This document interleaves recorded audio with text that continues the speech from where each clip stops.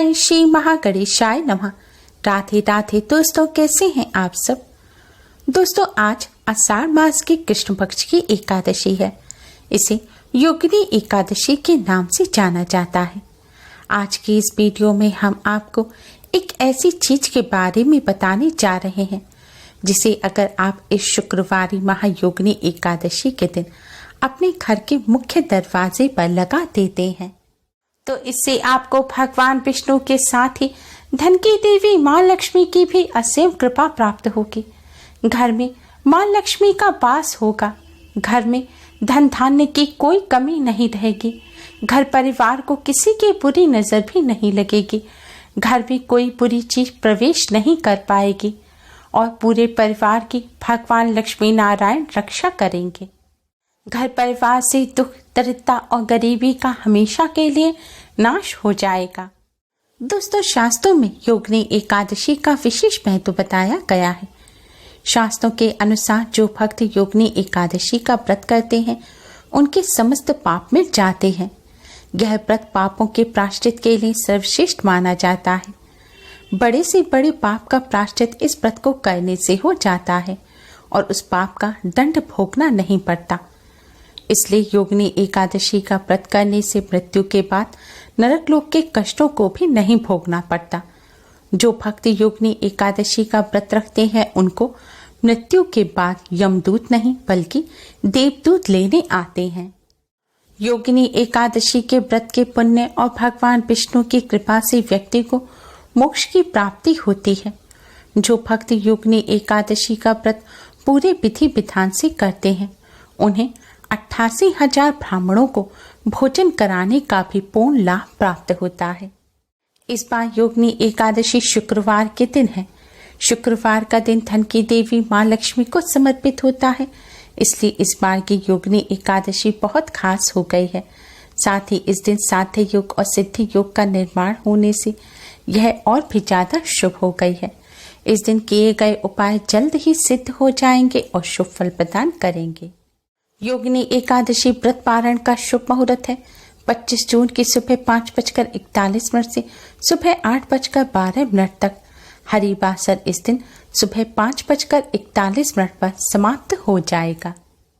दोस्तों, अब हम आपको जो उपाय बताने जा रहे हैं यह उपाय आप एकादशी के दिन में या रात में किसी भी समय कर सकते हैं। उपाय करने के लिए सबसे पहले स्नान कर स्वच्छ वस्त्र धारण करें।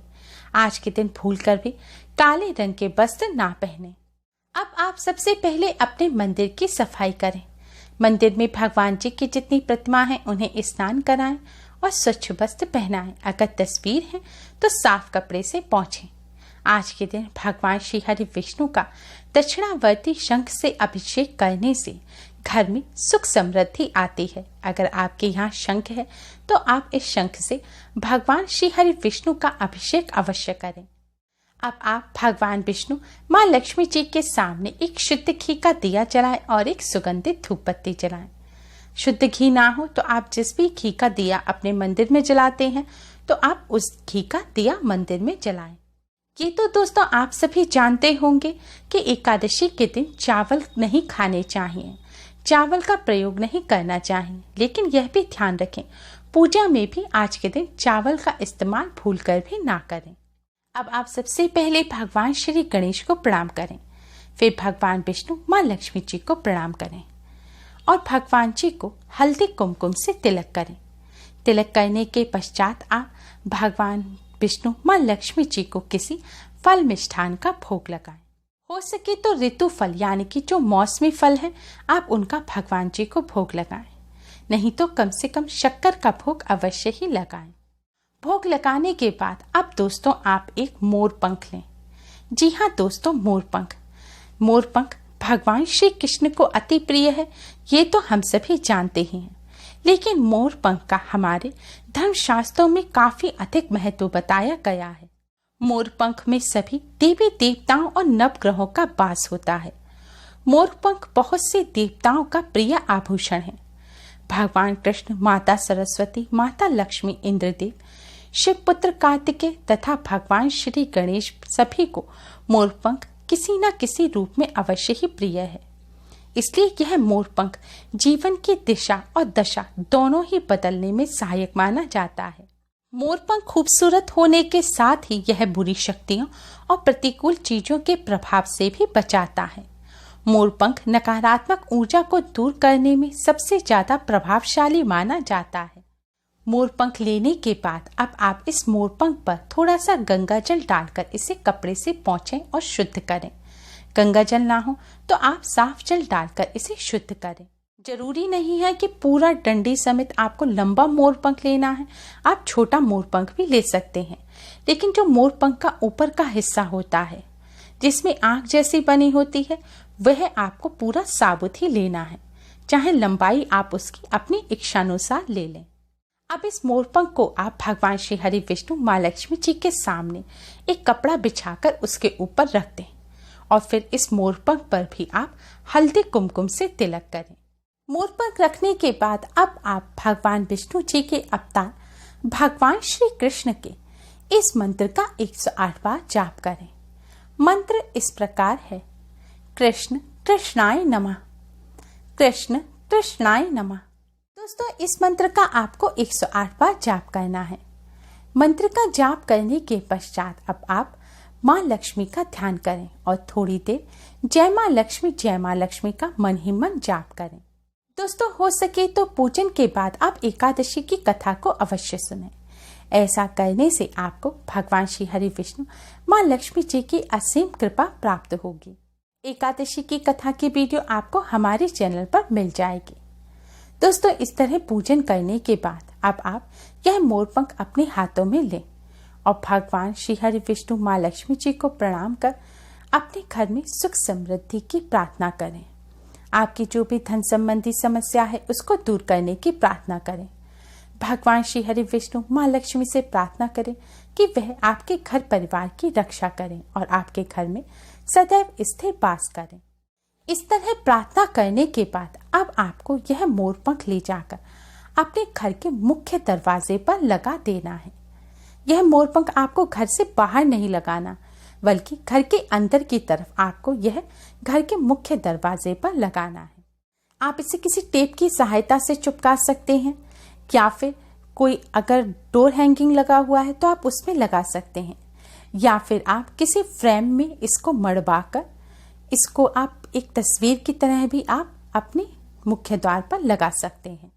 बस आपको इसे लगाने के बाद इतना ध्यान रखना है कि सफाई करने के लिए आप झाड़ू वगैरह से इसे ना झाड़ें, बल्कि किसी साफ कपड़े से आप इसे पोंछें। दोस्तों हमारे धर्मशास्त्रों में बताया गया है कि घर के मुख्य द्वार पर मोरपंख लगाने से पैसा चुंबक की तरह दौड़ा चला आता है। घर में नकारात्मक ऊर्जा प्रवेश नहीं कर पाती, क्योंकि मोरपंख से नकारात्मक ऊर्जा और बुरी शक्तियां दूर भागती हैं। मोरपंख को मुख्य द्वार पर लगाने से और जिस घर में नकारात्मक ऊर्जा बुरी शक्तियों का प्रवेश नहीं होता उस घर में सुख शांति बनी रहती है, और जिस घर में सुख शांति होती है वहां माँ लक्ष्मी का वास होता है। इस तरह घर के मुख्य द्वार पर मोरपंख लगाने से परिवार को किसी की बुरी नजर भी नहीं लगती और घर में माँ लक्ष्मी का वास होता है। धन संबंधी सभी समस्याएं धीरे धीरे दूर होती चली जाती हैं और घर में सुख समृद्धि आती है। दोस्तों अगर आप व्यापार करते हैं, आपके व्यापार में कोई समस्या चल रही है, व्यापार में गिरावट आ गई है, व्यापार में बरकत नहीं हो पा रही, या व्यापार स्थल पर भी नकारात्मक ऊर्जा का आपको एहसास होता है, एक उदासी रहती है, आलस रहता है और आपका दिमाग भी अच्छी तरह से काम नहीं करता, तो इन समस्याओं को दूर करने के लिए इसी तरह पूजा करने के बाद आप इस मोरपंख को अपने व्यापार स्थल के मुख्य द्वार पर लगा दें। ऐसा करने से आपके व्यापार में जो भी समस्या चल रही होगी वह जल्द ही दूर हो जाएगी और व्यापार में बरकत होगी। वास्तु शास्त्र में भी माना गया है कि घर के मुख्य द्वार पर मोरपंख लगाने से घर से वास्तु दोष भी दूर होता है। मोरपंख में सभी देवी देवताओं और नवग्रहों का वास होता है। इस तरह पूजा किया हुआ मोरपंख लगाने से देवी देवताओं और नवग्रहों का आशीर्वाद भी घर और दुकान पर बना रहता है। दोस्तों एकादशी के पावन पर्व पर इस आसान से उपाय को कर इससे लाभ अवश्य ही प्राप्त करें। उम्मीद है आपको हमारी ये वीडियो पसंद आई होगी। प्लीज़ लाइक करें, हमारे इस वीडियो को अपने फ्रेंड्स और रिश्तेदारों में ज़्यादा से ज़्यादा शेयर करें, जिससे वह भी इसका लाभ उठा सकें। हमारी और भी वीडियोस के लिए हमारे चैनल को सब्सक्राइब करना ना भूलें। Thanks for watching. Radhe Radhe.